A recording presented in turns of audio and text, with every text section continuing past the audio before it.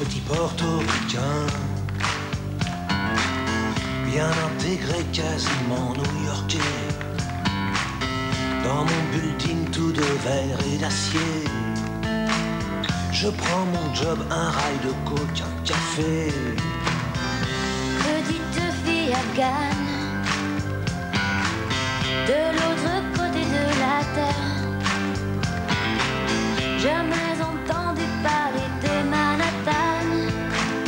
Mon quotidien c'est la misère et la guerre, deux étrangers au bout du monde, si différents.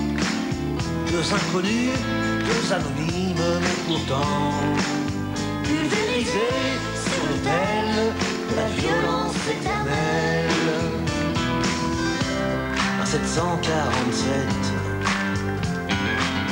s'est explosé dans mes fenêtres. Mon ciel si bleu est devenu orage lorsque les bombes ont rasé mon village. Deux étrangers au bout du monde, si différents. Deux inconnus, deux anonymes, mais pourtant pulvérisés sur l'autel de la violence éternelle. Solon gagne mon rêve américain. Moi, plus jamais esclave des chiens. Il t'imposait l'islam, les tyrans. Cela on dit jamais le Coran.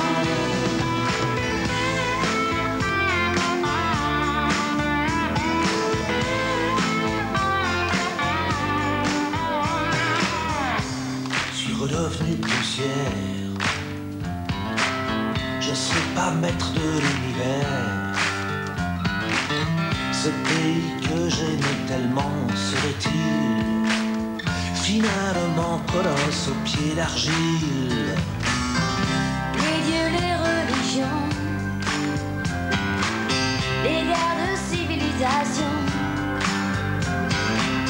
les armes, les drapeaux, les patries, les nations font toujours de nous de la chair à canon. Deux étrangers au bout du monde, si différents. Deux inconnus, deux anonymes, mais pourtant pulvérisés sur l'autel de la violence éternelle. Deux étrangers au bout du monde, si différents. Deux inconnus, deux anonymes, mais pourtant pulvérisés sur l'autel de la violence éternelle.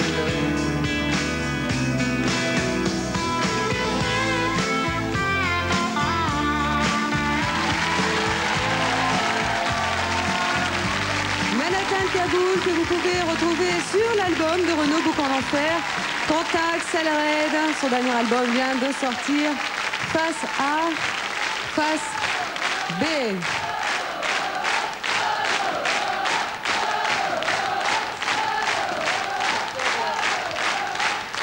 C'est toi. Je serais tentée de dire que ça se passe de commentaires. Bonsoir à tous les deux. Bonsoir. Bonsoir. Alors Renaud, Bouc en Enfer, 1 500 000 exemplaires vendus. Est-ce que vous vous attendiez à une... Moi votre album, j'appelle la fabuloserie, parce que je trouve ça fabuleux. Vous vous attendiez à une telle fabuloserie? Non, bien sûr que non. Surtout qu'on m'aurait dit il y a un an et demi que j'écrirais ce disque, qu'il aurait un succès aussi phénoménal. Ouais.